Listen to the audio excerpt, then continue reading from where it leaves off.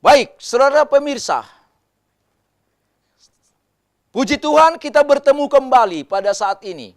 Saya hadir kembali di tengah-tengah saudara. Saya Pendeta Hemat Sibuya melanjutkan pembahasan kita yang lalu mengenai naga dalam nubuatan. Yang lalu kita sudah bahas tentang dua naga. Yang pertama yaitu iblis. Dan naga yang kedua yaitu Herodes atau Roma kafir. Pada saat ini kita bahas mengenai naga yang ketiga, saudara. Baik, silakan kita buka kembali Alkitab kita. Dalam Wahyu pasal 13, ayat yang kedua. Ayat yang pertama kita baca. Lalu aku melihat seekor binatang keluar dari dalam laut, bertanduk 10 dan berkepala 7. Di atas tanduk-tanduknya terdapat 10 mahkota, dan pada kepalanya tertulis nama-nama hujat. Binatang yang kulihat itu serupa dengan macan tutul, dan kakinya seperti kaki beruang, dan mulutnya seperti mulut singa, dan naga itu memberikan kepadanya kekuatannya dan tahtanya dan kekuasaannya yang besar. Saudara-saudara, kita lihat di sini. Di dalam ayat ini tentu kita menemukan naga yang ketiga. Siapa itu naga yang ketiga? Dan dikatakan Wahyu 13 ayat 1, Yohanes katakan, aku melihat seekor binatang keluar dari dalam laut. Saudara-saudara, kembali saya katakan kepada saudara, bahwa kitab Wahyu ini berisi lambang-lambang. Saya mau mengajak kita untuk mengetahui apa yang dilambangkan dengan binatang. Dan kita lihat di dalam Daniel pasal yang ke-7, ayat 23. Ini membantu kita memahami apa yang dilambangkan dengan binatang itu. Daniel pasal yang ke-7 ayat 23. Baik, saya baca di sini ayatnya. Maka demikianlah katanya, binatang yang keempat itu ialah kerajaan yang keempat yang akan ada di bumi, yang akan berbeda dengan segala kerajaan dan akan menelan seluruh bumi, menginjak-injaknya dan meremukkannya. Binatang yang keempat itu ialah kerajaan yang keempat. Jadi binatang melambangkan apa? Kerajaan. Binatang melambangkan kerajaan. Dan di ayat 24-nya, ke-10 tanduk itu ialah ke-10 raja yang muncul dari kerajaan itu. Tanduk melambangkan raja, ya, yang muncul dari kerajaan itu. Baik, sekarang kita kembali kepada Wahyu pasal 13 ayat 1. Aku melihat seekor binatang, berarti kita memahaminya. Aku melihat suatu kerajaan muncul dari dalam laut. Laut melambangkan penduduk yang banyak. Muncul dari penduduk yang banyak. Dan bumi dilambangkan dari penduduk yang jarang. Dan kita lihat di sini, di ayat yang kedua, binatang yang kulihat itu serupa dengan macan tutul bentuknya.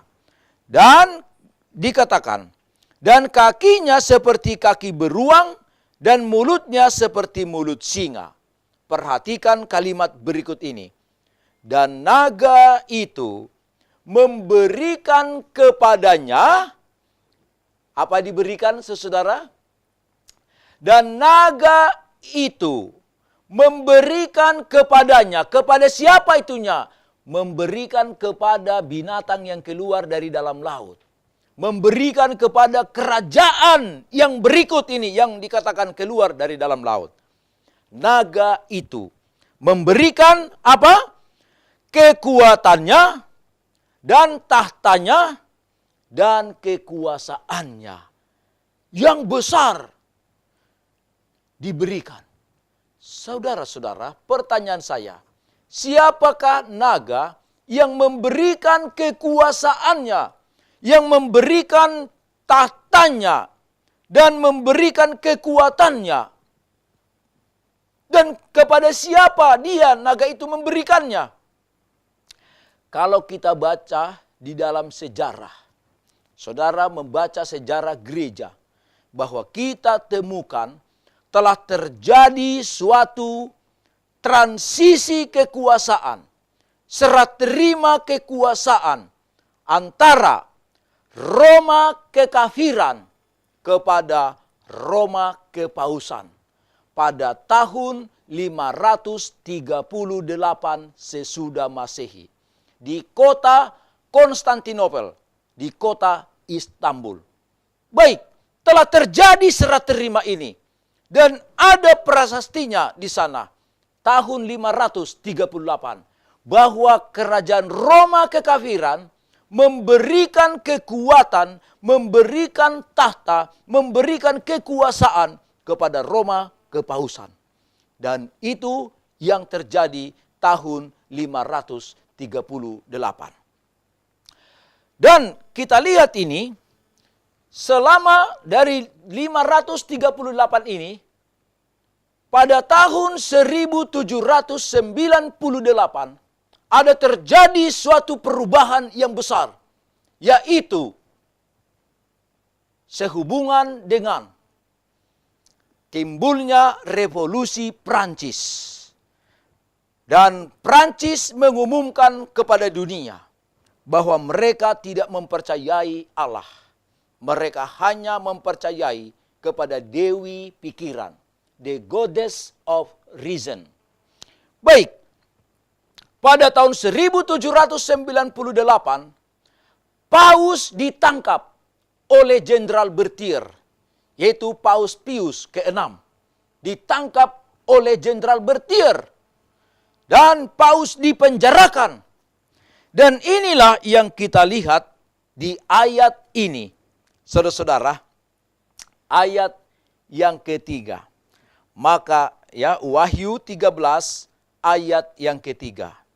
Maka tampaklah kepadaku satu dari kepala-kepalanya seperti kena luka yang membahayakan hidupnya. Tetapi luka yang membahayakan hidupnya itu sembuh. Seluruh dunia heran, lalu mengikut binatang itu. Luka kepalanya, satu dari kepala-kepalanya itu seperti kena luka. Itulah tahun 1798 Paus ditangkap.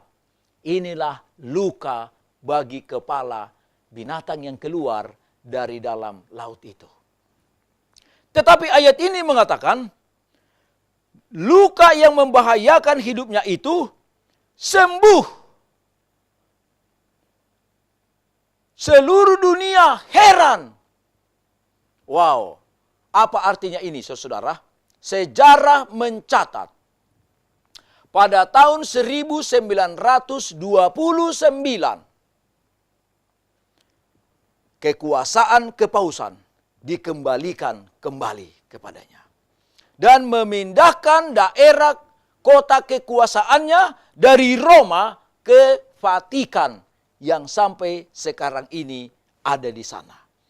Ketika Paus kembali kepada tahtanya tahun 1929 di Vatikan, inilah kegenapan dari nubuatan Wahyu pasal 13 ayat yang ketiga ini, yaitu luka yang membahayakan hidupnya itu sembuh.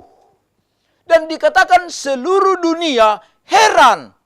Mengapa saudara-saudara heran? Karena Vatikan itu adalah negara yang paling kecil di dunia ini. saya pernah baca bahwa luas Vatikan itu kurang lebih 44 kilometer persegi. Dan penduduknya yang sedikit. Tetapi bisa di situ berdiri suatu kepausan, kerajaan yang dipimpin oleh paus sebagai satu negara. Saya pikir inilah yang dikatakan oleh Yohanes, seluruh dunia heran, lalu mengikut binatang itu. Dan kita lihat yang ke ayat 4-nya. Dan mereka menyembah naga itu, karena ia memberikan kekuasaan kepada binatang itu. Dan mereka menyembah binatang itu, sambil berkata, siapakah yang sama seperti binatang ini? Dan siapakah yang dapat berperang melawan dia? Saudara-saudara, di sini kita lihat suatu hal yang diminta oleh binatang, lambang binatang ini, yaitu dia mau disembah. Dia mau disembah. Alkitab katakan hanya Allah yang patut disembah. Tetapi iblis ingin dirinya disembah. Saudara, sesungguhnya 3 binatang yang kita sudah pelajari itu, ini adalah 3 in 1. Sesungguhnya dia adalah iblis. Iblis yang mau disembah. Baik, jadi kita sudah temukan ada 3 binatang. Pertama, yaitu iblis atau setan. Wahyu pasal 12 ayat 9. Yang kedua, yaitu naga itu melambangkan Roma kekafiran. Wahyu pasal 12 ayat yang keempat-B.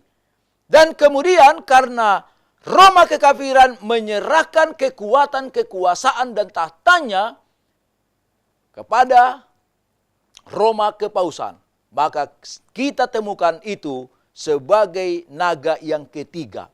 Wahyu pasal 13 ayat yang kedua. Saudara-saudara, adakah kemungkinan naga yang lain lagi yang dapat kita gali dari kitab Wahyu ini? Baik, saudara, kita baca Wahyu pasal 13 ayat yang ke-11. Mari kita baca di sini. Wahyu pasal 13 ayat yang ke-11. Dan aku melihat seekor binatang lain keluar dari dalam bumi dan bertanduk 2 sama seperti anak domba, dan ia berbicara seperti seekor naga. Aku melihat, kata Yohanes, seekor binatang lain. Seekor binatang lain. Lain dari mana? Karena di Wahyu pasal 13 ayat 1, aku melihat seekor binatang keluar dari dalam laut. Ayat 11 dikatakan, aku melihat seekor binatang lain. Saudara, kata lain dalam bahasa Greek, dalam bahasa Yunani, ada 2 yang diterjemahkan kata lain. 1, heteros, dan yang kedua, alos. Heteros itu lain, tapi berbeda jenis. Itu disebut heteros. Dari sini kata heteroseks, bahwa seksnya berbeda satu dengan yang lain. Tetapi kata lain yang kedua yang diterjemahkan dalam bahasa Yunani, yaitu alos. Alos itu lain tapi satu jenis. Kalau misalkan di sini ada sebuah apel, di sana ada sebuah apel. Ketika saya menyebutkan apel yang di sana, itu adalah apel yang lain pakai kata alos. Tapi kalau di sini satu jeruk, di sana apel, buah. Ini buah, sana buah. Tapi itu adalah heteros. Berbeda. Jadi ketika Yohanes menyebutkan, Wahyu pasal 13 ayat 11 itu, aku melihat seekor binatang lain, dia tidak memakai kata heteros, tapi memakai kata alos. Alos, binatang yang lain tapi satu jenis. Yaitu di binatang Wahyu pasal 13 ayat 1. Karena di binatang yang keluar dari laut, di Wahyu 13 ayat 1 kita sudah temukan itu sebagai naga yang ketiga. Karena itu kelanjutan dari naga yang kedua tadi, yaitu Roma kekafiran. Maka ini binatang lain yang keluar dari dalam bumi ini, tidak lain tidak bukan, itu adalah satu jenis juga dengan binatang yang keluar dari dalam laut. Karena pakai kata alos. Sama. Walaupun ada keluar binatang dari laut, binatang dari bumi, tapi sama. Sama-sama lambang dari iblis. Dan itu sebabnya saya katakan ini. Binatang ini adalah menggambarkan iblis, naga yang keempat, yaitu iblis. Saudara-saudara, jadi kita sudah temukan bahwa ada 4 naga dalam kitab Wahyu pasal yang ke-12 dan pasal 13. Saudara-saudara, nanti di section berikut kita akan bahas bagaimanakah selanjutnya dengan naga ini. Apa yang dia lakukan? Apa yang dibuat kepada umat Tuhan? Apa yang menjadi targetnya? Itulah yang akan bahas episode yang berikut. Tetaplah bersama kami. Tuhan memberkati saudara. Amin.